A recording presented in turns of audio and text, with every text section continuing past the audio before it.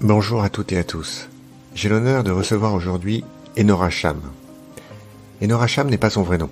Officier de renseignement au sein de l'armée française, elle se doit de dissimuler sa véritable identité. Enora ne peut malheureusement pas nous révéler grand-chose de sa vie ou de son parcours, sauf certains épisodes. Parmi ceux-ci, il y en a un qui se démarque et pour lequel elle a consacré un livre qui vient d'être publié aux éditions Mareil. Quand avance l'ombre. Elle y raconte principalement sa mission en tant qu'observatrice de l'ONU au début du conflit syrien. Cette mission n'avait rien de secrète, tout au contraire, c'est pour ça qu'Enora a pu nous la partager. Et on n'en sort pas indemne, car ce récit est tout simplement, et je pèse mes mots, biblique. Biblique car Enora a vu littéralement l'enfer. Elle y a vécu et en est revenue. Biblique aussi car Enora a vaincu à plusieurs reprises l'hostilité et l'agressivité, notamment d'une foule en détresse. Non pas par la ruse, ni par la violence, mais par des sourires, de l'empathie. Biblique, car Enora a vécu des scènes macabres. Elle a regardé la mort en face dans ses formes les plus atroces, et non pas en fermant les yeux ou en cloisonnant son esprit, mais au contraire, en laissant cours à toute son humanité. Surtout, c'est l'histoire d'une femme qui a fait preuve d'une force morale sans pareille, et ce, d'une manière assez inédite. Il n'est en effet pas usuel de prendre conscience que la subtilité, la culture et l'empathie sont elles aussi des composantes de la force morale. Avec beaucoup d'humilité, Enora a accepté de partager avec vous, au cours de cet épisode passionnant, sa vision d'un monde d'une très grande violence, mais dont elle démontre qu'il demeure toujours ouvert à toutes les plus belles valeurs que nous pouvons avoir en nous, à condition toutefois d'accepter de les apporter. Le courage, l'empathie, la nuance. J'oserais dire que c'est presque un devoir citoyen d'écouter Enora, ne serait-ce que pour la remercier pour son engagement, pour l'honorer pour ses sacrifices et les risques qu'elle a pris au service pas uniquement de notre pays, mais aussi des Nations Unies. Enora Cham, bonjour. Bonjour. Je suis extrêmement honoré de vous accueillir aujourd'hui sur Fortitude. Honoré à plus d'un titre. Honoré, et on va en discuter bien évidemment, de vous recevoir au vu de votre parcours et de vos accomplissements. Honoré aussi parce que vous êtes extrêmement sollicité par les médias à la suite de la sortie de votre livre, dont on va parler bien évidemment abondamment au cours de notre conversation. Vous avez un accueil, me semble-t-il, assez élogieux de la presse et des commentateurs, et qui est élogieux et totalement mérité, comme on va l'évoquer. Pour ces deux raisons-là, je suis vraiment honoré de vous recevoir et que vous ayez accepté mon invitation et de passer ce moment avec nous sur Fortitude. Est-ce que j'ai bien prononcé votre prénom et votre nom, en sachant que je précise que ce ne sont ni vos vrais prénoms et noms, hein, ce sont des noms d'emprunt pour cacher votre identité, mais est-ce que je les ai bien prononcés? Ça se prononce Enora Cham, tout simplement. Bon. Je pense que okay. Vous l'avez très bien dit. Bon, et ben voilà. Et alors du coup, est-ce que je peux vous demander pourquoi ce nom? Enora en breton veut dire veut dire honneur déjà. Et puis j'ai appris assez récemment que ça voulait dire également petit soleil.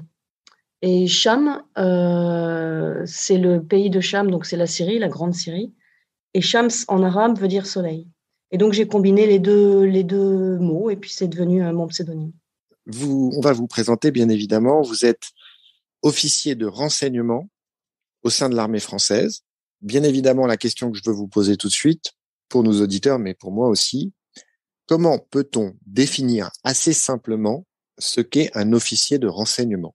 Un officier de renseignement, alors vous avez une myriade de spécialités diverses. Hein. Il y a des centaines de métiers qui sont attachés à ça, mais globalement, la définition générique serait un personnel qui recueille, qui tente de recueillir des informations pour pouvoir ensuite les exploiter, les traiter, les analyser et transmettre le résultat des analyses aux décideurs.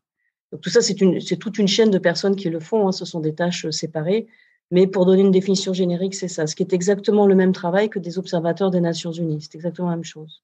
Et c'est vrai que cette collecte de renseignements peut se faire de plein de manières différentes dans des pays pays qui ne sont pas en guerre, des pays en guerre, en première ligne, en retrait, par des hommes, par des femmes, de profils très différents. Le spectre des acteurs du renseignement est très large, n'est-ce pas? Ah oui, oui, vous avez des gens qui sont des geeks, par exemple, dans l'informatique. Vous en avez d'autres qui vont sur le terrain parler à des sources ou à des personnes qu'ils peuvent rencontrer. Vous en avez qui étudient les satellites. Il y en a d'autres qui sont des spécialistes de l'imagerie, d'autres de tout ce qui est électronique, guerre électronique. Ce sont des centaines de métiers. Il y en a absolument pour tous les goûts. Et ensuite, dans ces divers domaines, vous avez différentes tâches possibles. Vous pouvez être un analyste, vous pouvez être quelqu'un qui, au contraire, traite l'information brute. Donc, il y en a vraiment pour tous les goûts. C'est extrêmement varié et c'est pour ça qu'en fait, le terme officier de renseignement ne veut pas dire grand-chose en soi. Et en tout état de cause, il ne veut absolument pas dire espion. Oui, oui, parce que j'imagine que pour le grand public ou pour certains commentateurs, le raccourci peut être fait assez facilement. On a un peu en tête des images hollywoodiennes, même si, et on va y revenir, parfois, je trouve, dans l'expérience que vous avez eue et que vous avez partagée dans le livre, on se rapproche quand même pas mal de certaines scènes hollywoodiennes. On y reviendra. Bien Ben, si, évidemment, si, pardon? si je peux vous interrompre Bien juste sûr. une seconde. Dans le livre, en tout cas, ce que vous pouvez constater, c'est que notre travail est ouvert. Donc, aussi bien Bachar que les services de sécurité, que les rebelles et la population savent ce que nous faisons, savent ce que nous voyons, savent donc ce dont nous allons rendre compte. Notre métier est complètement ouvert. Et c'est en ça que je dis qu'on n'est absolument ni espion, ni agent secret, et surtout pas le bureau des légendes. C'est pas du tout le même métier. Je comprends la nuance. Même si on peut pas avoir le détail de où vous êtes né, ce que vous avez fait, etc., vous nous donnez quand même quelques indications et notamment des indications qui s'avèrent assez précieuses pour apprendre à vous connaître et à vous comprendre. Vous vous décrivez jeune comme étant fasciné par les héros antiques. On comprend bien que vous êtes avide, très jeune, d'aventure, d'exploration, de territoires lointains. Vous dites que vous détestez l'école. Et vraiment, et alors il y a quelque chose qui m'a beaucoup amusé parce que c'est pas courant et puis c'est assez drôle. Alors tout le monde ne va peut-être pas avoir la référence, comme disent les jeunes, on n'a pas forcément la ref. Il faut avoir un certain âge pour la voir, mais vous êtes fasciné par Anne Sinclair qui, à l'époque, anime cette émission mythique 7 sur 7, qui est donc, pour ceux qui l'ignorent, était une émission hebdomadaire qui était diffusée le dimanche soir, à 19h, comme son nom l'indique, et Anne Sinclair recevait principalement des acteurs de la vie politique et était une journaliste extrêmement connue, reconnue, appréciée à plus d'un titre. Et alors vous, c'était pour vous une figure de très très grande inspiration. J'ai noté dans le livre, ce qui est quand même pas courant, c'est que à l'âge de 15 ans, vous vous dites, parce que vous avez déjà observé ce qui se passe dans le monde, ce qui se passe au Moyen-Orient, etc., et vous vous dites, mais je décidais que lorsque je maîtriserai enfin les enjeux et acteurs de la guerre du Liban, en tout cas aussi bien que Madame Sinclair, alors je serai cultivée et compétente. J'avais une quinzaine d'années. C'est pas un objectif qu'on rencontre souvent chez les ados quand même. Non, non, c'est vrai, c'est vrai. Moi, ça a été le mien. En fait, oui, pour reprendre le parcours que vous venez d'évoquer, alors j'ai été depuis toujours, je crois, enfin enfant, lorsque je jouais. Alors, j'avais aucune notion d'héroïsme. C'était pas du tout ça, mais j'aimais la crise. Comme j'explique dans le livre, je sauvais sans cesse mes poupées de circonstances terribles, de catastrophes naturelles. J'avais aucune idée je ne jouais pas du tout à la guerre. Moi, j'ai jamais joué à la guerre et puis j'avais aucune notion de ça. Mais j'étais un peu humanitaire en jouant, si vous voulez. Donc ça a toujours été assez prégnant. La découverte des héros antiques, en fait, c'est surtout le Moyen-Orient, des héros du Moyen-Orient, des grands hommes du Moyen-Orient, ça m'est venu plus tard, quand j'ai commencé à lire, à me cultiver. Et puis Anne Sinclair, oui, oui, je trouvais qu'elle était indiscutable, elle était belle, elle me fascinait. Elle me fascine toujours. D'ailleurs, lorsque j'entends la petite musique, vous savez, le générique de 7 sur 7, ça fait toujours le même effet. Comment vous faites pour l'entendre encore? Vous avez des nostalgies, vous allez les chercher sur YouTube? Pas Comment du vous tout, mais faites? très gentiment, Elisabeth Quint, dans 28 minutes, a dressé un portrait et elle a mis ce générique. Et effectivement, ça m'a ramené à ces souvenirs-là. Et puis l'école, j'y étais malheureuse très très longtemps parce que Je ne comprenais pas ce qu'on voulait m'enseigner. C'était pas, ça se faisait pas de la façon dont moi je réfléchissais et je me sentais pas à ma place.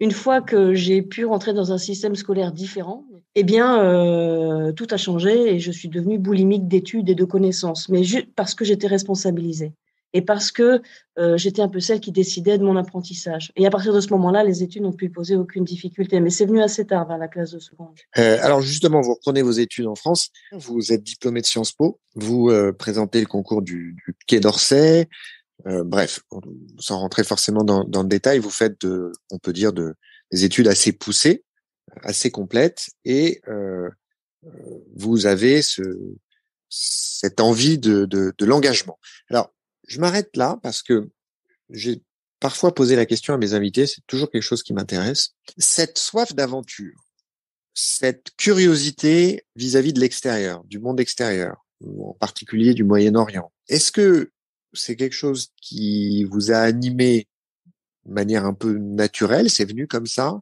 ou est-ce que vous avez subi, au sens positif du terme, des influences, que ce soit de vos parents, de proches ou autres? Je suis toujours intéressé de savoir d'où vient parfois l'impulsion qui va faire qu'un enfant ou un adolescent va, ou même un adulte d'ailleurs, va s'intéresser à telle ou telle chose. Comment vous l'expliqueriez? Et puis surtout, pourquoi je vous pose la question maintenant, au moment où j'évoque votre engagement dans l'armée? Là aussi, est-ce qu'il y a une histoire familiale? Est-ce que ça vous est venu seul et comment? Alors moi, je n'ai aucun membre de ma famille qui a été militaire. Enfin, un, mais on n'a jamais échangé là-dessus. Je me suis pas du tout engagée au départ dans l'armée pour, comment dire, pour les mêmes raisons que vos autres invités pourraient évoquer. Moi, je me suis au départ engagée dans l'armée parce que justement, je ne pouvais pas tenter le concours du Quai d'Orsay, ou plutôt, plus exactement, parce que voulant aller au poste au Moyen-Orient, mes enseignants en prépéna m'avaient découragée de continuer en disant non seulement vous n'irez pas au Moyen-Orient parce que le Quai d'Orsay n'envoie pas des femmes, c'était il y a 25 ans, et puis par ailleurs, et là il avait tout à fait raison, mon enseignant m'avait dit, qui était ambassadeur lui-même, m'avait dit, et vous serez très très malheureuse au Quai d'Orsay, il ne faut pas y aller. Et il avait parfaitement raison. Et j'en étais là de mes réflexions, voulant absolument aller au Moyen-Orient, quand l'armée de l'air, les armées, enfin surtout l'armée de l'air, un officier m'a démarché dans le cadre du parachutisme, je faisais beaucoup de parachutisme, et m'a proposé donc un cursus, une vie en fait, un parcours dans l'armée qui m'amènerait au Moyen-Orient. Donc initialement, c'est pas tellement pour l'engagement, l'aventure, etc. C'est vraiment parce qu'à ce moment-là, je n'ai en tête que le Moyen-Orient. Et comme je ne connais pas l'armée, j'effectue un service militaire et c'est là que certaines choses vont s'enclencher. Et qu'effectivement, l'engagement est plus du tout seulement le Moyen-Orient. Cette notion-là va revenir. Et comme je vous le disais, dès petite, et je m'en suis rendu compte qu'en écrivant le livre, j'étais tout le temps très engagée, je vous dis, avec les poupées, avec tout ça. J'ai toujours aimé les jeux engagés. Donc, eh bien, il y a une rencontre et au cours de ce service militaire et des années qui ont suivi, je me suis absolument passionnée pour la vie militaire, pour la vie en groupe, la mission, le but commun à atteindre, les difficultés à surmonter. Et voilà. Et à partir de ce moment-là, j'ai continué mon engagement naturel dans l'armée. C'est intéressant parce que finalement, ce que vous nous dites là, c'est que vous aviez un objectif. De par votre condition féminine, vous pouviez pas atteindre cet objectif avec la parfaite ligne droite que vous aviez en tête, mais que vous n'allez pas renoncer à votre objectif, vous allez trouver un autre moyen de l'atteindre. Et du coup, vous vous transformez en Indiana Jones, c'est comme ça que on vous appelle, puisque vous commencez à parcourir un peu le monde dans différents postes, à Genève, à New York, au Liban, en Israël, voilà. Vous commencez à avoir une vie assez active et qui vous conduit, conformément à ce que vous souhaitiez, à voyager et plus particulièrement à vous intéresser au Moyen-Orient, c'est ça? Bon, ça s'est pas fait si facilement, hein. Ça a été bien plus laborieux que ça. Effectivement, le résultat, c'est ça, mais ça a été très, très laborieux. Et surtout, si vous voulez, à l'époque où moi je me suis engagée, je faisais partie, sans le vouloir, de 4 catégories qui étaient assez méprisées.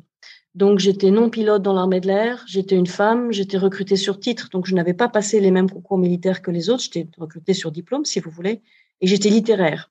Et ça a rendu donc quasiment unique de mon recrutement, où on était très peu nombreuses. Et ça a rendu les choses extrêmement compliquées, avec beaucoup de rejets, beaucoup de d'humiliation, de maltraitance, en fait, qui font que je me suis accrochée, je suis devenue extrêmement résiliente, extrêmement dure. Et comme beaucoup de femmes à l'époque, d'ailleurs, nous avons tous eu le même réflexe, c'est-à-dire de tout accepter, tous les exercices, tous les déploiements, toutes les missions, même les moins intéressantes, pour pouvoir apprendre, pour pouvoir progresser, pour pouvoir un peu monter dans le système, enfin trouver sa place. Et comme je le dis dans le livre, moi j'ai eu beaucoup de chance parce que le sol brûle sous mes pieds. Il n'y avait pas une mission où j'allais qui semblait extrêmement pauvre et peu intéressante, qui ne se transformait en quelque chose de passionnant. Il y avait un coup d'État, il y avait une guerre, il y avait quelque chose qui se passait. Et donc j'ai appris très vite et très fort. Et petit à petit, eh bien, j'ai eu les capacités. Alors d'abord, l'institution militaire m'a fait le grand plaisir, le grand honneur de m'envoyer 3 ans étudier à Langzhou, où j'ai étudié l'arabe classique. Et puis par la suite, ça m'a permis de bifurquer vers mon rêve, en fait, hein, qui était le Moyen-Orient. Mais ça s'est fait dans le temps, un peu dans la souffrance. Mais effectivement, je suis parvenue à ce que j'avais décidé au Moyen-Orient, qui était mon rêve. Est-ce que vous pensez que vous auriez pu vivre ce que vous avez vécu et avoir le parcours que vous avez eu si on vous avait pas mis autant les bâtons dans les roues? Ah, vous avez mis le doigt exactement dessus. Je suis convaincue que non. Et je pense que ceux qui ont voulu rendre mon parcours très difficile se sont trompés. En me laissant simplement vivre la vie des autres, j'aurais jamais pu faire tout ce que j'ai fait. Et ils m'ont permis d'avoir une sorte d'énorme résilience qui est reconnue maintenant, hein, qui est connue, de volonté, de ténacité. J'ai énormément travaillé, donc de capacité de travail. Et moi qui étais une timide pathologique, eh bien aujourd'hui, c'est assez différent. Non, c'est vraiment ça qui est très important, c'est que si je n'avais pas eu autant de barrières, de barrages, pris autant de coups, jamais je n'aurais réalisé ce que j'ai fait et qui dépasse largement le cas du livre. Oui, et c'est bien évidemment un sujet qui nous intéresse beaucoup sur Fortitude parce que petit à petit, au fil des épisodes et des parcours, j'identifie des points communs dans les parcours de mes invités. Et encore une fois, hein, il y en a qui ont choisi une certaine forme d'adversité par rapport à leur carrière ou autre, puis il y en a d'autres qui la subissent malgré eux. Mais on voit pour chaque parcours ce point commun de ce que la difficulté, la résilience qu'elle génère peut apporter de positif pour une vie. Et petit à petit, j'espère qu'au fil des épisodes, cette démonstration se fait.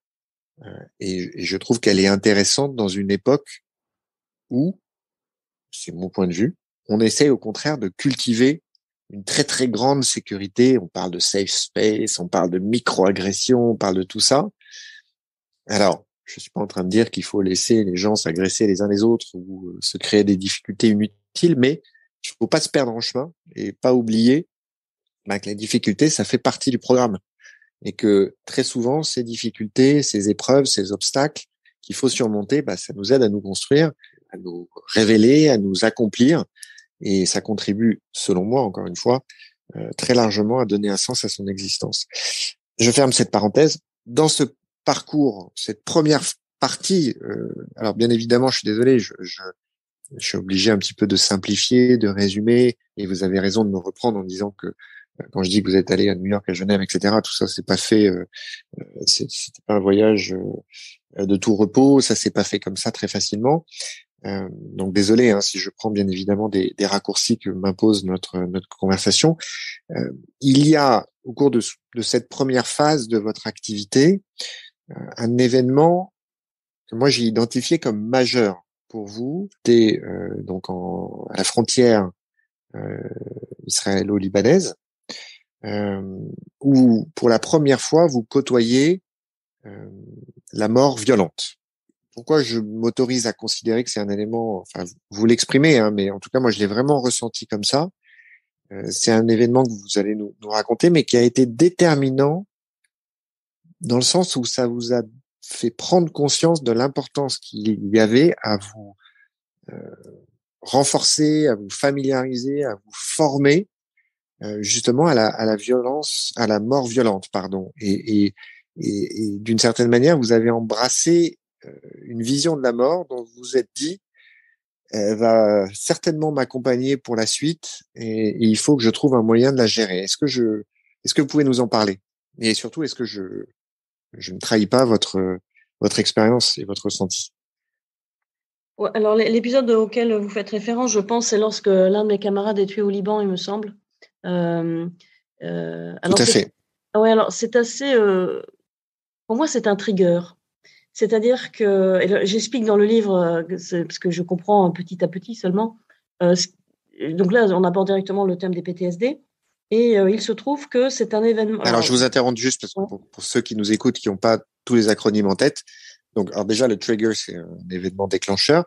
Et les PTSD, c'est les syndromes post-traumatiques. Donc, c'est des désordres psychologiques qui surviennent après un trauma qui peut survenir au cas d'un accident ou d'autres événements violents.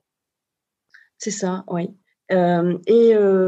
Cet épisode-là, j'explique, c'est assez étonnant parce que mon camarade décède, on doit faire sur place un certain nombre de choses, de gestes, d'actes, etc., puis le ramener à sa famille. Bon, tout ça est compliqué, mais je suis très étonnée par la suite lorsque je ressens de la souffrance psychique parce que nous n'étions pas amis, nous n'étions pas proches. Je n'avais pas été plus impliquée que cela, il n'y a pas eu de combat, par exemple. Et donc, je suis assez surprise de ce qui m'arrive. Et je finis par comprendre qu'en fait, le vrai événement fondateur, la vraie blessure, elle est venue 10 ans avant en Bosnie. Et je raconte pourquoi, avec des petits-enfants qu'on emmène en cadeau quasiment à la mafia, devant nous, devant les soldats de l'OTAN qui restent l'arme au pied, ne bougent pas. Et c'est ma toute première mission, on m'empêche de faire quoi que ce soit d'ailleurs. Et c'est ça qui en fait a été la vraie blessure. Et puis ensuite, la vie vous blesse un petit peu parce que voilà, la vie vous abîme un petit peu régulièrement. Et le déclencheur, c'est la mort de ce camarade. Et j'explique ensuite que j'ai la grande chance, j'ai pensé que c'était important à raconter dans le livre parce que je voulais parler aux gens à qui ça arrive. Les policiers, les pompiers, les urgentistes. Et j'ai même utilisé des mots vraiment très proches de ce que je ressentais pour que éventuellement des gens se reconnaissent et sachent une chose, la seule leçon à retenir, c'est qu'on peut en guérir. On peut en guérir complètement. Et non seulement on peut en guérir, mais on peut en devenir bien plus construit, bien plus solide ensuite. Et c'est ce qui m'est arrivé. J'ai eu la chance d'être soignée en Israël par un programme expérimental que mettait en place l'armée israélienne pour ses soldats. Et ça a été extraordinaire le résultat. D'ailleurs, en assez peu de temps. Extraordinaire. Et c'est très important parce qu'ensuite, quand j'arrive, je ne sais pas, je me sens très bien sur le moment, je me sens mieux que je ne me suis jamais sentie. Je sens bien que j'ai guéri de beaucoup de choses. Mais c'est surtout en 2012, lorsque je me retrouve en Syrie, que je découvre que j'ai beaucoup d'outils psychiques à ma disposition que n'ont pas mes autres camarades. Et je suis convaincue que ça vient du fait d'avoir traversé cette épreuve et d'en avoir été guérie. Et j'explique dans le livre quel protocole, moi j'appelle ça mes petits protocoles, quel truc et astuce je trouve, moi, pour gérer ce qu'on voit. Donc, c'est pas tellement calculé de ma part à me dire, tiens, je vais côtoyer la mort pendant des années, je vais m'organiser. Je découvre sur place en Syrie que j'ai des outils psychiques qui me permettent de vivre un peu mieux les choses. Et surtout de ne pas en être trop gravement blessé.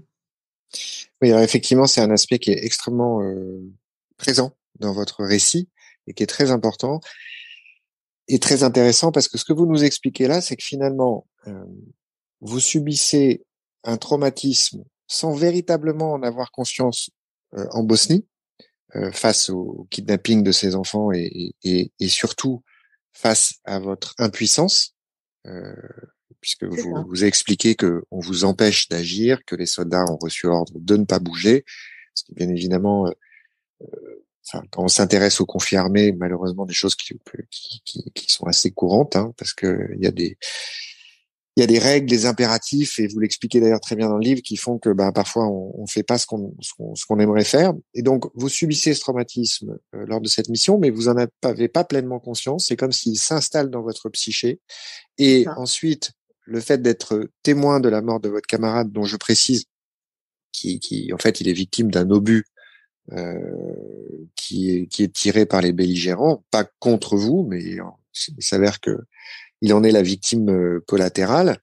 Et c'est au moment où vous lui faites face à la morgue que finalement, comme vous dites, il y a ce trigger, cet élément déclencheur dans votre psyché qui ensuite, en plus, s'installe un peu sournoisement, puisque quand vous partez quand vous retrouvez à Jérusalem, vous parlez de friture de cerveau. C'est-à-dire que c'est comme si votre cerveau se mettait à frire, et c'est là où vous prenez conscience de votre syndrome post-traumatique lié à un événement que votre psyché avait rangé dans une case. C'est ça, voilà. Et en fait, j'ai l'impression alors d'abord, c'est pas moi qui me rends compte tout de suite que je vais mal. On me le dit. Et presque immédiatement, je ne peux que le reconnaître. C'est d'ailleurs intéressant de voir le déni dans lequel j'ai été, de ne pas l'avoir vu tout de suite, de ne pas l'avoir senti tout de suite. À partir du moment où on me le dit, j'en prends conscience. Et effectivement, mon cerveau me fait mal. J'ai l'impression qu'il est sur une poêle à frire et qu'en permanence, il fait un bruit de grésillement. Donc, il me fatigue, il m'irrite et ma personnalité change. Voilà de quelle façon je l'ai expliqué. Je précise une chose, c'est que ça me tient à cœur. Les enfants qui ont été enlevés devant les soldats, ce n'étaient pas des soldats français. Et je pense, j'ose espérer que l'armée française aurait agi différemment. Voilà, je voulais juste te dire que c'est pas des soldats français. D'accord. Alors, j'ouvre une parenthèse d'ailleurs sur le sujet des syndromes post-traumatiques et les protocoles israéliens, puisque c'est très intéressant justement par rapport au fonctionnement psychologique de nous tous. C'est pas propre aux soldats ou au personnel de secours ou autre. Enfin, toute personne qui est victime d'un trauma, les outils, comme vous dites, qui peuvent être mis en œuvre pour limiter la portée, l'importance du trauma, et qui passe notamment par le fait d'être actif. C'est ce que les Israéliens appellent le protocole 6C, et qui consiste dans les 6 heures qui suivent un accident, un événement traumatique quel qu'il soit, à pousser la victime ou le témoin à agir, à solliciter la partie cognitive de son cerveau, puisqu'il a été démontré par les Israéliens que très souvent, ce qui va installer le traumatisme dans le psyché, c'est le sentiment d'impuissance, comme vous l'expliquez, et ce que vous avez vécu en Bosnie, et que par des petites choses qui consistent à vous faire agir, à prendre des noms, à mettre sur un papier ce que vous avez vu, quoi que ce soit, peu importe, à déplacer un brancard, à mettre une couverture, n'importe quoi, des actions. L'action permet parfois de limiter considérablement l'emprise du traumatisme sur le psychique. Et pourquoi je fais cette incise un peu technique, entre guillemets, c'est que plus j'avance là encore avec les témoignages de mes invités, plus je me rends compte de l'importance de l'action, aussi bien évidemment au quotidien, pour dépasser les épreuves, pour aller mieux dans sa tête, etc. Et puis à l'échelle, bien évidemment, d'une vie plus généralement, et le lien très fort qu'il y a entre le fait d'agir, quelle que soit l'action, et la manière dont on se sent dans son esprit et dans son âme. Voilà, donc c'était la petite parenthèse. Il faut que j'arrête de faire la parenthèse, parce que sinon ça va être un épisode de 4h30. Mais en tout cas, c'est passionnant, et votre expérience personnelle est une illustration que je trouvais importante à souligner. Donc, on reprend votre parcours, et puis surtout, là, on va rentrer dans le dur, puisque ce qui va être déterminant, c'est déclenchement de ce qui, au départ, est une forte instabilité en Syrie, et le 21 avril 2012, cette décision du Conseil de sécurité de l'ONU, qui adopte une résolution, la fameuse résolution 2043, qui crée au départ, pour une durée assez limitée de 90 jours, une mission de 300 observateurs qui ont pour mission donc de se rendre en Syrie. Et expliquez-nous, quelle était la mission initiale des observateurs de l'ONU et comment vous vous êtes retrouvés dans cette mission? Alors, c'était dans le cadre d'une mission de maintien de la paix. Lorsque des observateurs sont envoyés, généralement, ils sont envoyés pour observer une tentative de retour à la paix. Ils observent le fait que les belligérants qui sont d'accord pour essayer de maintenir un cessez-le-feu, le respectent, que les critères qui ont été déterminés, par exemple le retrait des armes lourdes des villes, etc., sont respectés. Et initialement, c'est la raison pour laquelle on nous envoie, puisque les belligérants, donc les rebelles, ou en tout cas les rebelles malheureusement de l'extérieur de la Syrie et non pas de l'intérieur, ainsi que le gouvernement de Bachar el-Assad, acceptent un cessez-le-feu. Et on nous envoie pour ça. Et ça fonctionne le premier mois. Notre présence fait baisser la tension, fait baisser un certain nombre de violences. Et puis au bout d'un mois, c'est le contraire qui se produit. La violence explose parce que nous sommes des témoins et nous devenons un enjeu de guerre, de propagande, de manipulation. Chacun sait que nous sommes là pour rendre compte de ce que nous voyons. Alors, bien sûr, on nous emmène sur toutes sortes de mises en scène, en espérant qu'ensuite on infléchira le cours des choses à New York par nos rapports. Et donc, nous sommes extrêmement précautionneux dans ce que nous disons, et je pense dire que nous avons été très impartiaux dans ce qu'on a écrit. On a rarement attribué des actes à tel ou tel groupe. Plus ça avait l'air évident et moins on le faisait, plus on se méfiait. Et puis la guerre est arrivée très vite, et ensuite on a le mandat s'est quasiment écroulé. Il n'y avait plus de paix observée, et donc on a documenté une guerre. Et dans ce cadre, avec quelques camarades, nous avons dépassé notre mandat. De toute façon, on ne comprenait plus très bien quel il était. Et nous avons cherché à parler à tous les acteurs impliqués. On a cherché à pénétrer certains réseaux de résistance pour mieux comprendre ce qui se passait. Voilà, on a été très, très engagés. On a essayé de trouver des preuves d'exactions. Il y avait énormément de rumeurs sur telle ou telle exaction. Par exemple, le fait que les hôpitaux servaient à part entière au système pénitentiaire et carcéral et de torture syrien, ce genre de choses, on a voulu le prouver. Nous y sommes parvenus souvent, en prenant quelques risques. Et ça a été la mission que nous nous sommes donnée. Mais cette MISNUS, cette mission des Nations Unies, n'aura duré que 4 mois, 120 jours, avant qu'elle ne soit stoppée en raison du danger pour nous. Elle a été plusieurs fois arrêtée, plusieurs fois gelée, parce que c'était devenu extrêmement dangereux. Et puis, si vous voulez, au bout de 120 jours, il y avait simplement plus de paix à constater. Alors pour que ceux qui nous écoutent comprennent bien en quoi ça consistait, parce que c'est vrai que quand on est en France, qu'on suit l'actualité et que on va voir aux informations, on va lire dans la presse qu'il y a une intervention de l'ONU, voilà, on n'a pas forcément des idées très claires et très précises sur le rôle joué par le personnel de l'ONU. Et alors que, en ce qui me concerne, je me suis toujours intéressé à la géopolitique, je me suis toujours intéressé au confirmé. Je me suis rendu compte à la lecture de votre livre à quel point j'étais ignorant de la réalité des missions qui pouvaient être dévolues et mises en œuvre par le personnel de l'ONU. Donc, pour que les choses soient claires et pour ceux qui nous écoutent, vous étiez des observateurs, vous n'étiez bien évidemment pas armés, vous n'étiez escorté par aucune force armée de l'ONU qui n'a déployé aucune force armée d'interposition ou même de sécurisation en Syrie. Vous étiez vraiment, entre guillemets, livré à vous-même. En tout cas, et là ça n'engage que moi, c'est vraiment le sentiment que j'ai eu en vous lisant. C'est-à-dire que on peut avoir l'idée reçue, préconçue de l'extérieur que quand du personnel de l'ONU va dans un théâtre aussi compliqué et aussi dangereux que la Syrie, voilà, il va y avoir une infrastructure relativement conséquente qui va vous permettre de travailler et puis surtout assurer votre sécurité. Et en réalité, non.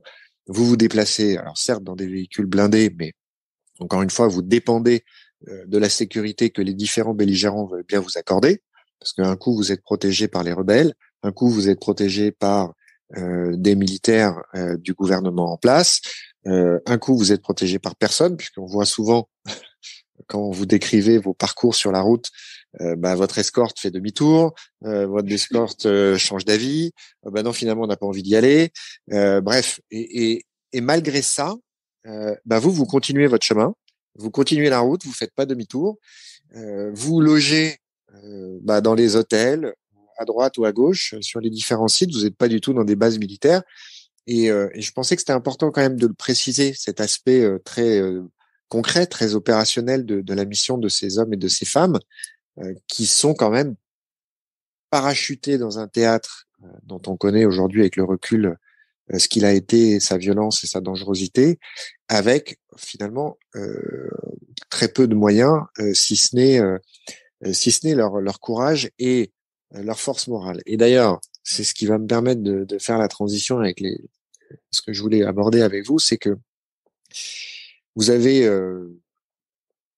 deux généraux qui vous ont écrit un mot au début du livre, et notamment le général Jean-Marc Maril, qui dit ça sur le livre. Il dit: le plus impressionnant dans ce livre réside dans la force morale, le sens de l'humain à l'égard de la population syrienne et des observateurs de la MISNUS et le courage constant dont fait preuve Enora Cham au milieu du chaos.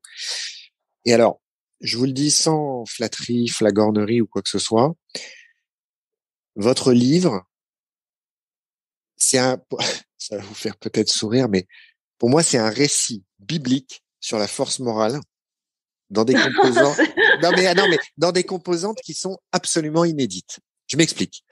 Cette phrase, j'ai pas mis 3 heures à l'écrire.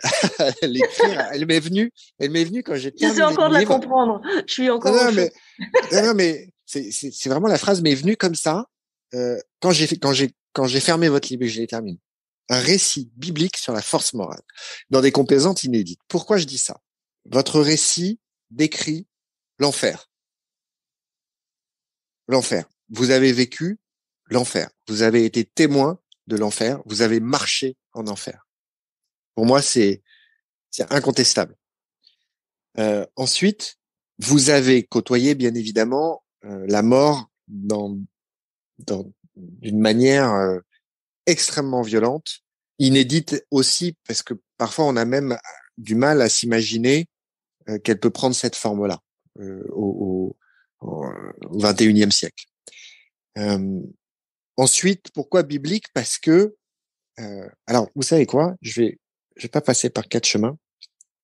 Je vais illustrer mon propos par une citation d'une page de votre livre. Très souvent, vous décrivez des épisodes où en fait, votre mission vous conduit à aller dans un village, dans une ville, au contact de la population, ou plus exactement, vous devez aller visiter un site, un hôpital, une prison, un endroit où il y a eu un attentat, un endroit où il y a eu des combats, puisque votre job, c'est de photographier, de documenter pour pouvoir dire, bah non, là, on explique que c'est les rebelles qui ont fait ça, mais visiblement, les informations laissent penser que le contraire. Donc, c'est un vrai travail d'investigation. Bon.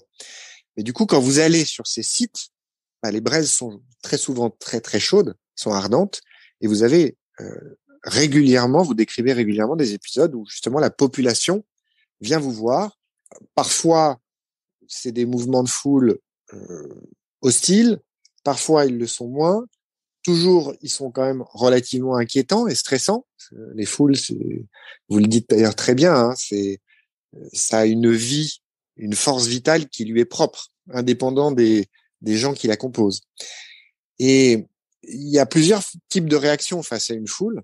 Et vous expliquez que certains de vos collègues réagissent assez mal, sont tout de suite dans l'angoisse, restent dans les véhicules, et à ce moment-là, voilà, les choses peuvent s'envenimer. Et vous décrivez justement un épisode que je vais lire, où vous êtes dans un convoi et vous êtes face à une foule, et vous décidez de sortir du véhicule. Et donc là, je vous cite. Sous le soleil, je dégage l'avant de la voiture, les jeunes ne cessant de bondir devant le capot pour permettre au convoi de continuer à progresser. De temps à autre, je distingue le béret d'Ahmed, toujours curieusement posé à plat, en galette sur sa tête. C'est un de vos collègues. Voyant une femme au contact de la foule et les hommes à l'intérieur des voitures, la population rit bientôt de bon cœur, et une haie de téléphones portables nous mitraille. Plus aucune agressivité ni insulte. Certains m'aident maladroitement. Lorsque les cris reprennent, je demande de l'eau que l'on se bouscule pour m'apporter. Lorsque le rythme ralentit, je me jette à nouveau dans la foule en souriant et m'excusant.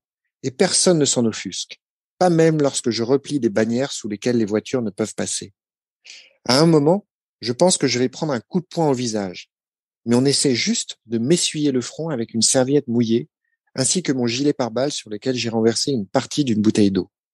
L'ambiance est désormais plutôt festive, en tout cas autour de moi, mais pas question de nous laisser réellement partir.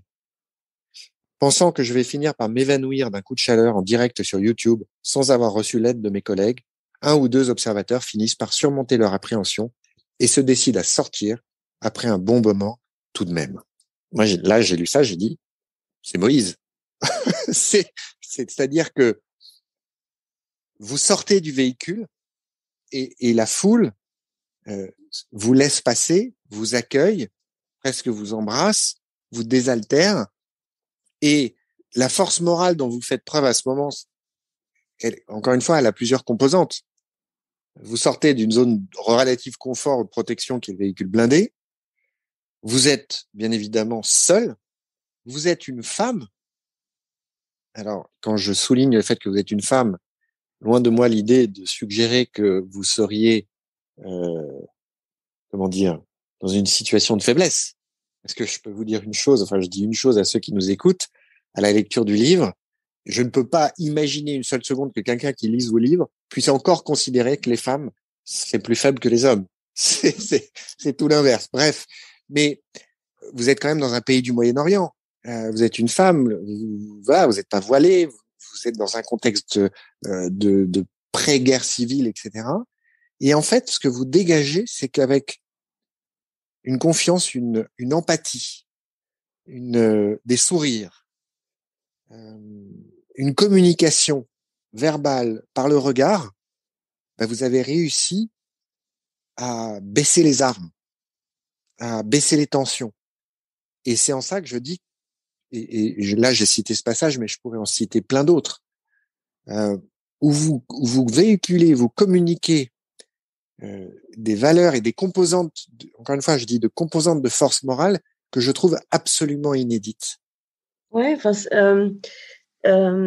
pour moi, il faut bien voir une chose, c'est que moi, je connaissais la Syrie très bien.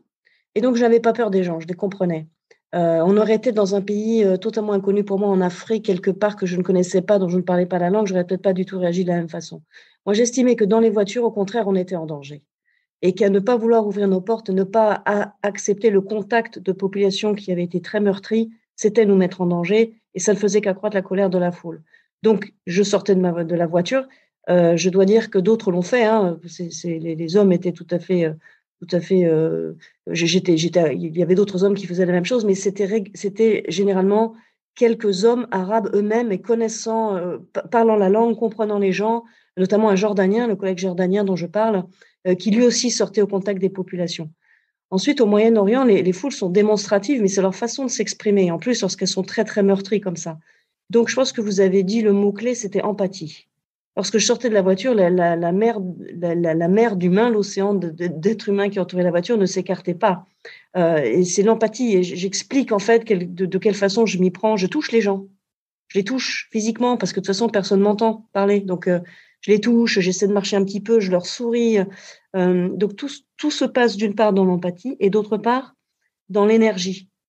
J'essayais d'avoir une énergie, de communiquer une énergie positive, rassurante, réconfortante, empathique. Les gens n'étaient pas armés autour de nous, c'était des populations, c'était des villageois, si vous voulez. Et donc, oui, c'est comme ça que je m'y suis prise. Pour moi, je pense que le danger aurait été de rester dans la voiture. Et puis, de toute façon, comment pouvez-vous rester dans une voiture alors que alors que vous n'avez pas souffert? Lorsque vous parlez de courage, moi, j'ai fait toute ma mission en trouvant que c'était les Syriens qui avaient du courage, pas moi. Moi, je rentrais dans mon pays au bout de quelques mois, je le savais. Si tout se passait bien, je rentrerais.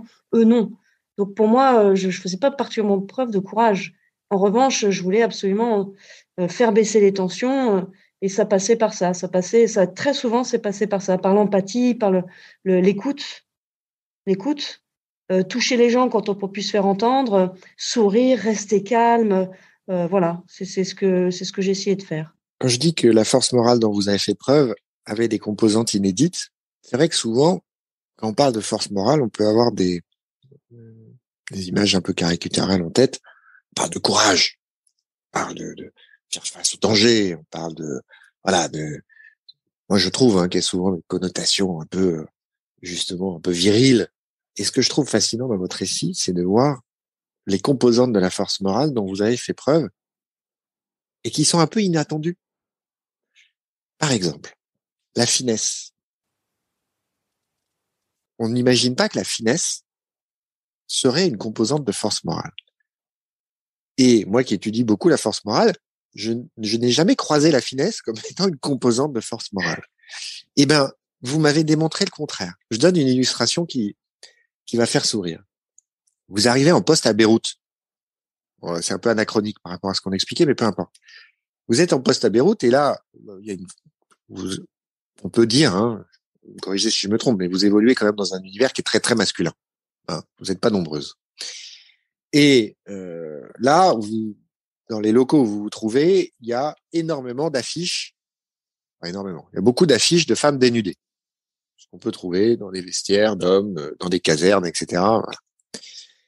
Et là, plutôt que choisir une forme de confrontation, disant non mais attendez, ça me choque, moi je suis une femme, je veux pas voir ça, etc. et tout, vous êtes allé donc à Beyrouth acheter le calendrier des dieux du stade, donc les rugbyman français, où ils sont tous à poil, et vous êtes allé afficher le calendrier.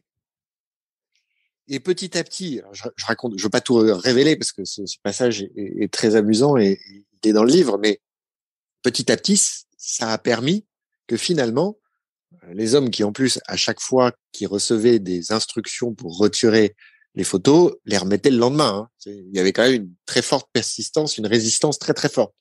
Et puis finalement, ça a abouti à ce que il y ait un compromis en toute diplomatie, puisque je crois me souvenir que vous disiez que finalement, quoi, il y a eu une photo de chaque qui est restée ou quelque chose comme ça. Mais bref, cette illustration un peu qui peut paraître un petit peu légère et anodine, je trouve est à la fois très révélatrice de ce dont vous avez fait preuve à plusieurs occasions au cours de votre mission, et que je ne suspectais pas comme étant une composante de la force morale. C'est-à-dire le fait de ne pas aborder les choses de front, et voilà, d'adopter une forme de finesse, et qui rejoint cette idée aussi d'empathie que vous venez d'aborder. Alors attention, que les gens qui nous écoutent ne se trompent pas. Vous savez aussi faire preuve d'aplomb, qui est aussi une composante de la force morale.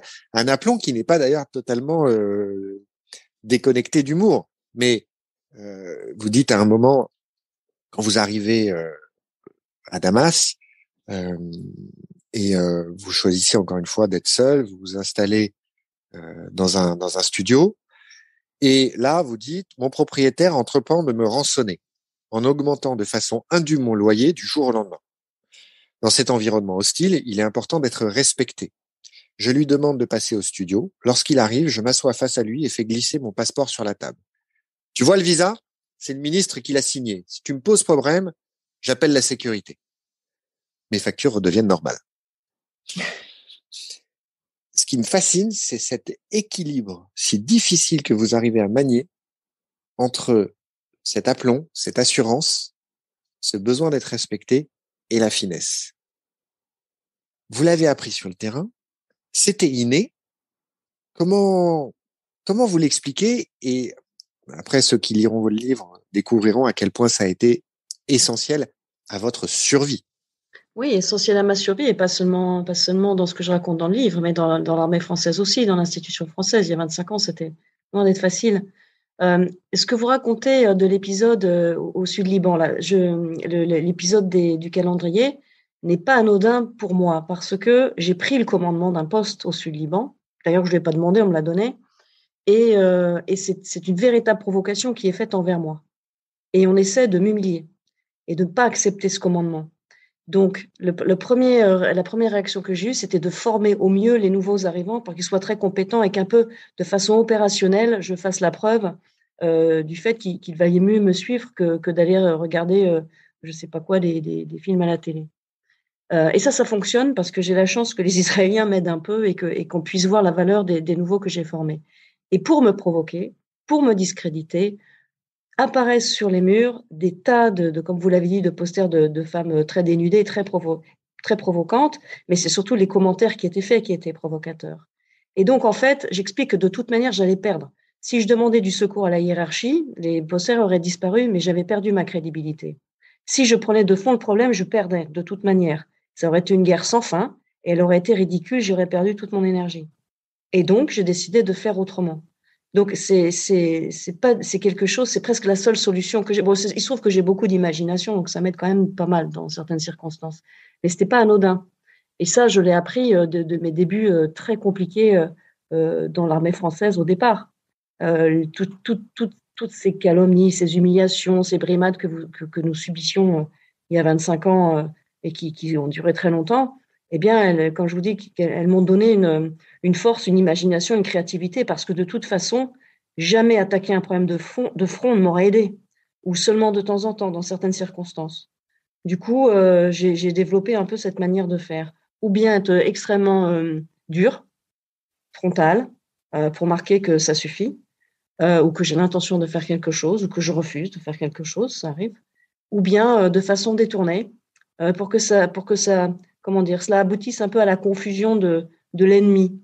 Et c'est exactement ce qui se passe en fait. Les choses redeviennent extrêmement. Il n'y a pas de négociation réellement, c'est assez subtil.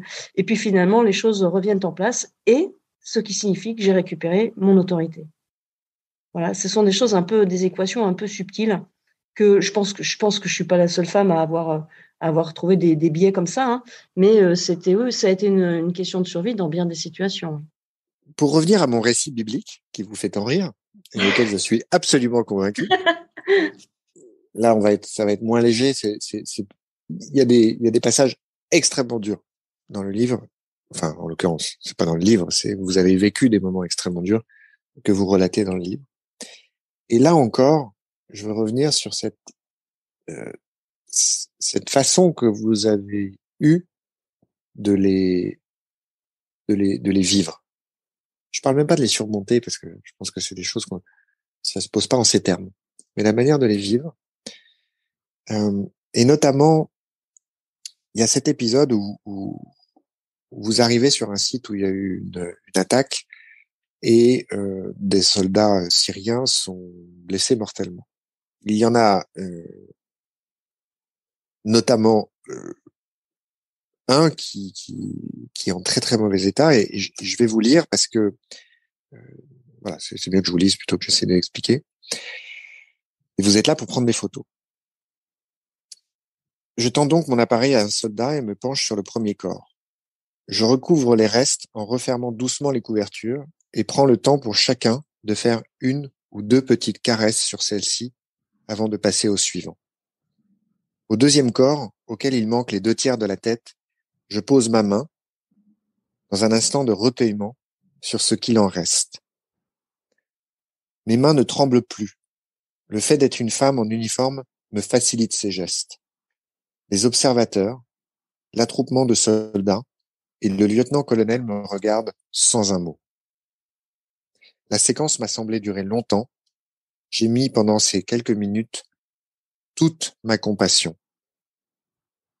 Mais il faut maintenant sortir de cette atmosphère étrange de stupeur et de paralysie qui a figé l'assistance. Je rappelle à ceux qui nous écoutent, je n'ai pas de jugement de valeur, mais je suis pas croyant, moi. Mais donc, quand je fais ces références bibliques, il faut pas y voir de messages subliminaux, pas du tout. Mais c'est ce que vous décrivez là, pour moi, est assez inédit. Vous amenez une empathie, une compassion et une douceur là où on imagine qu'il ne peut pas y en avoir. Est-ce que ça vous a finalement aidé, armé, pour supporter ce que vous avez supporté? Par exemple, ce recueillement, le fait de d'avoir une approche sensible, émotionnelle, là où on pourrait considérer que, au contraire, il faut fermer toutes les persiennes, il faut tout verrouiller pour pas se laisser consumer. Oui, c'est sûr. Ah oui, c'est sûr. En fait, alors je suis comme vous, hein, j'explique dans le livre que je ne suis pas croyante et que je le regrette parce que je pense que ça pourrait m'aider. Mais le fait est que je ne suis pas croyante, donc il faut bien que je trouve un autre soutien, si vous voulez, une sorte de colonne vertébrale. Et celle que j'ai, c'est ce que vous dites, et c'est l'humain.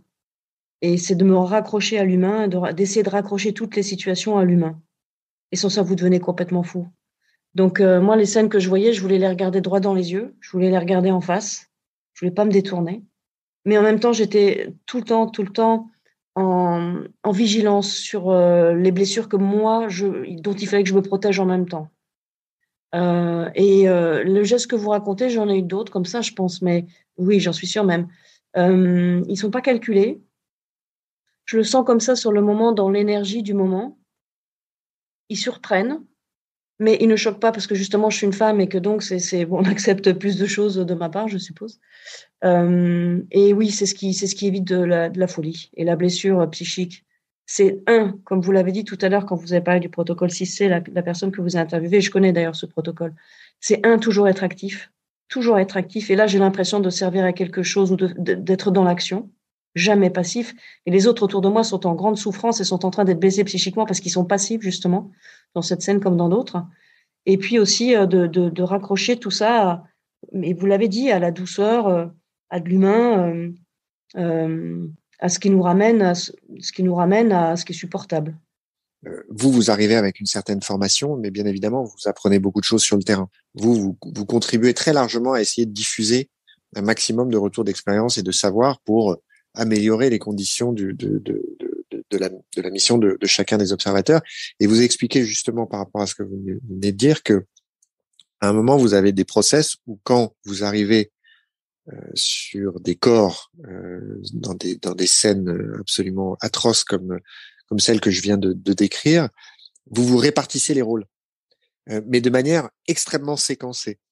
C'est-à-dire qu'il y en a un qui va soulever le drap où se trouve la victime en regardant sa main, l'autre qui va prendre la photo, mais sans regarder le corps, en regardant véritablement que l'objectif de l'appareil, puis un autre qui va fermer le drap, et donc vous séquencez. Donc, on pourrait imaginer que vous séquencez pour limiter l'exposition, mais surtout, dites-moi si je me trompe, vous séquencez pour que tous les observateurs, tous les gens qui soient là, finalement participent, soient actifs, et ça rejoint ce que vous venez de dire, et soient du coup moins en état de sidération et donc sujet à un traumatisme. Oui, alors quel impact j'ai eu sur les autres, je ne sais pas. En tout cas, quelques-uns ont été convaincus. Peut-être l'ont-ils ensuite communiqué à d'autres. Sur le moment, alors j'essaie de partager avec ceux qui l'acceptent. Or, il y a déjà beaucoup de gens qui sont blessés, très très en souffrance, qui ne veulent plus sortir sur le terrain. Et je comprends aujourd'hui très bien leur raison. Donc, j'essaie de communiquer ça. Et en même temps, je suis tellement consciente que je ne suis pas médecin. Que j'ai pas du tout les outils pour soigner les gens. Que c'est juste un petit pis-aller que j'ai trouvé pour que les gens soient moins atteints sur le terrain. Et je fais tout ça de façon empirique. Et donc, à un moment, oui, avec certains qui sont d'accord pour le faire, et qui me demandent d'ailleurs, ils me sollicitent, on répète même ça dans un couloir, on met des draps autour de Polochon, et puis l'un regarde sa main, l'autre, on répète tout. Et en fait, on est surpris de constater qu'on est stressé.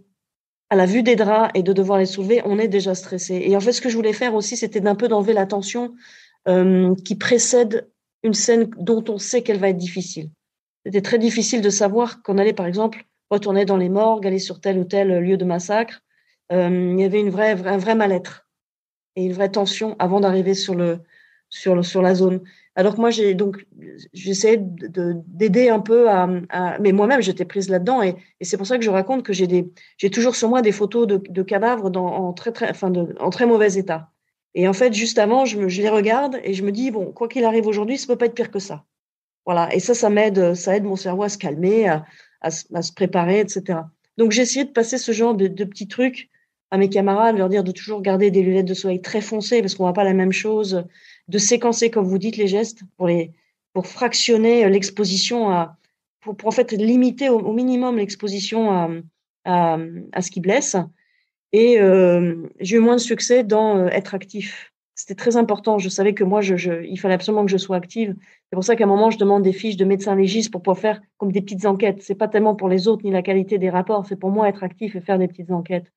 Et là, j'ai eu moins de succès. Les gens ont moins compris le fait qu'ils devaient être actifs pour aller mieux.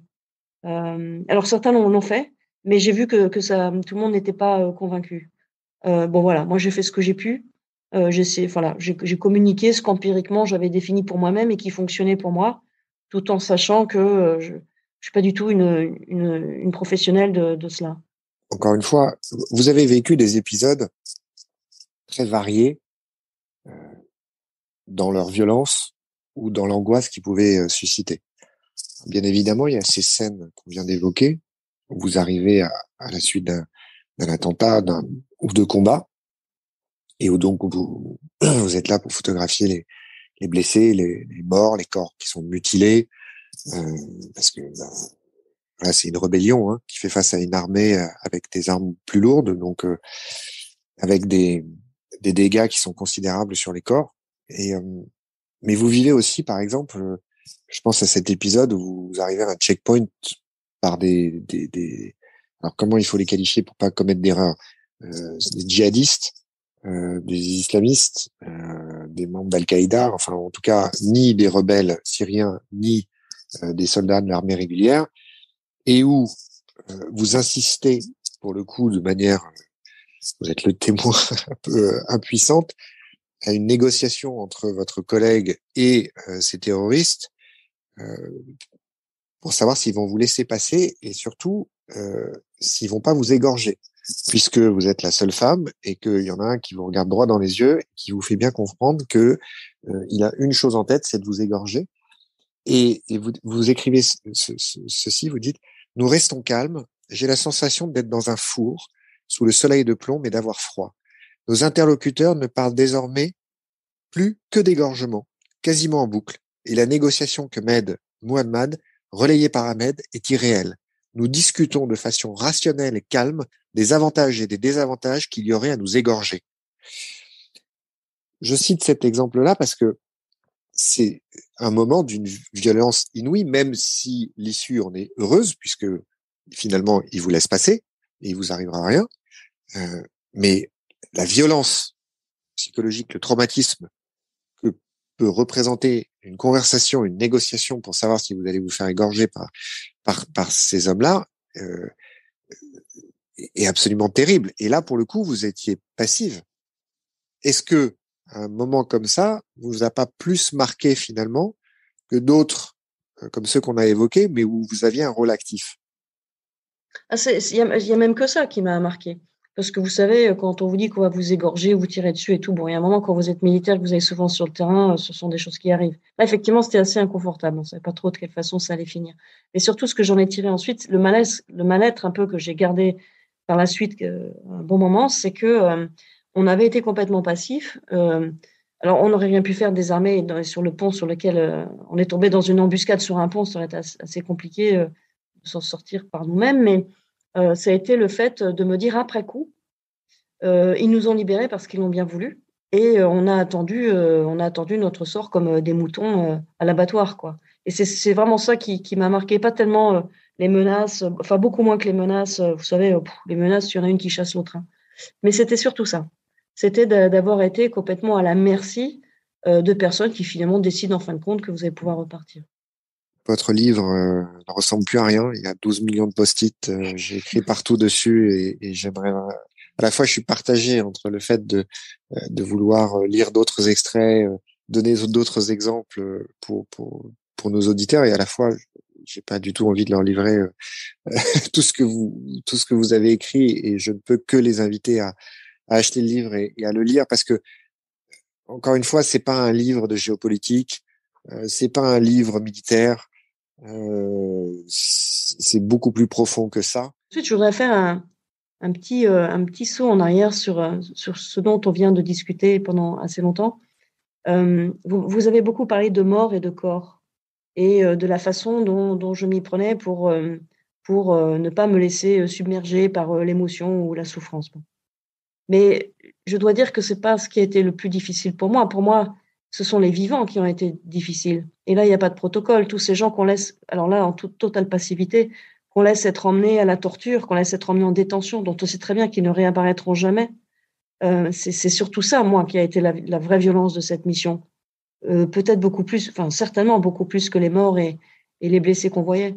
Et là, il n'y a pas de protocole qui vous aide. Vous avez devant vous des êtres humains à qui vous venez de parler, qui vont être emmenés, torturés et tués. Et ça, c'est quand même autre chose à résorber ensuite que les scènes que vous avez racontées. En tout cas pour moi. Je Alors, sais que écoute, rassurez-vous, ça ne m'a absolument pas échappé. Et je dis rassurez-vous, pourquoi? On le comprend parfaitement, on l'intègre parfaitement en vous lisant. Et quand j'ai préparé notre entretien, voilà, il y a un petit paragraphe que j'ai intitulé L'enfer, avec un certain nombre d'illustrations dont on a déjà parlé. Et dans ce paragraphe, j'ai un petit bullet point où j'ai écrit abandonner les gens à leur sort. Parce que quand on vous lit, on a totalement compris, on a totalement conscience effectivement que c'est ce qui a été le plus difficile. Vous dites d'ailleurs à un moment, un épisode que vous décrivez où il y a un homme blessé dans ce qui était censé être un hôpital, mais qui en fait était une geôle déguisée. Vous écrivez de nouveau, nous abandonnons un être vivant en toute connaissance de cause, le laissant livrer à un sort abominable. Nous sortons en tremblant. Ça rejoint cette idée d'impuissance. Ça rejoint cette idée que finalement, ce qui est le plus dur, c'est de pas pouvoir agir. C'est ça. On va reprendre un peu de légèreté. J'ai été aussi agréablement surpris par un aspect que vous exprimez très bien et qui est aussi assez inédit. C'est l'importance de la culture. Oui. L'importance du savoir. Voilà. Moi, je suis assez convaincu que la culture, c'est fondamental, c'est vital pour nous tous, pour conduire sa vie, pour saisir des opportunités, pour s'éveiller, et d'ailleurs, quand on a commencé notre entretien, on l'a expliqué de suite. On a vu que ce qui vous a mis sur cette vie, c'est la culture. C'est des récits, des épopées, la curiosité par rapport à une géographie, par rapport à d'autres pays, etc. Et on peut dire, sans se tromper, que la culture, au sens vraiment large, a déclenché la vie que vous avez eue par la suite. Mais elle n'a pas été importante qu'à ce moment-là. Elle a été aussi importante et fondamentale pendant toute votre mission, puisque votre connaissance de la culture syrienne, arabe au sens large, mais il faut faire attention, parce que la culture arabe, moi je trouve que ça ne veut pas dire grand-chose tellement elle est variée. Il faut faire attention de pas de créer trop de grandes généralités. Mais en tout cas, voilà, vous êtes éveillé à cet univers, à cette culture. Vous connaissiez la Syrie, dont vous êtes totalement amoureuse. Vous le dites, hein. Je crois qu'à un moment, il y a un général qui vous pose la question, ou je sais plus si c'est un diplomate, il vous dit, mais d'après vous, de quoi a besoin la Syrie? Et vous lui répondez d'amour. C'est peu courant comme réponse dans un échange diplomatique ou militaire, peu importe. Mais on voit cet attachement culturel. Ça a été une clé très souvent de votre survie, on peut le dire. Votre connaissance de la langue, une connaissance d'une certaine psychologie, de mentalité, ça a permis de parfois changer certains faciès, de changer certains comportements. Et là où des gens s'apprêtaient à vous rejeter, voire pire, vous ont accueilli. Oui, c'est vraiment ça. La culture vous rend riche et outillé. L'absence de culture vous rend pauvre et démuni. Et alors j'ai beaucoup lu, je me suis passionnée pour beaucoup de choses, j'ai une bibliothèque énorme, mais évidemment, ça me navre toujours de voir tous ces livres dans ma bibliothèque en me disant que mon cerveau n'arrive pas à en retenir le millième. Mais de tout ce que j'ai lu, de tout ce que j'ai étudié, la chance que j'ai eue d'avoir des enseignants extrêmement brillants, je les fais rentrer de façon très pragmatique dans ma caisse à outils dont je parle souvent. Et par exemple, j'explique que devant certaines tribus, me sentant un peu mal à l'aise, j'ai récité des petits poèmes arabes classiques. Et il y a un fond arabe classique qui est commun à tout le monde arabe. Et lorsque vous récitez quelques poèmes arabes classiques, les tribus sont très éduquées souvent. Et ça m'a permis d'ouvrir toutes les portes. La culture m'a permis d'ouvrir énormément de portes. Elle m'a soutenue, elle m'a enrichie, elle m'a donné des idées, parfois pour contourner certains problèmes. Et c'est un référent qui permet aussi d'établir le contact avec les gens. Alors, dans le monde arabe, c'est particulièrement évident. Lorsque vous avez fait l'effort d'apprendre un peu la langue et l'effort d'étudier la culture arabo-musulmane, les portes vous sont ouvertes immédiatement. Il y a une empathie, il y a quelque chose qui se produit. Et donc, oui, ça a été, pour moi, je pense que une bonne partie de ma résilience et des ressources que j'ai eues est liée au fait que je m'étais cultivée. Jamais assez, hein, mais quand même, avec quand même un fond de sac, on dirait. Voilà encore une composante inédite de la force morale, la culture.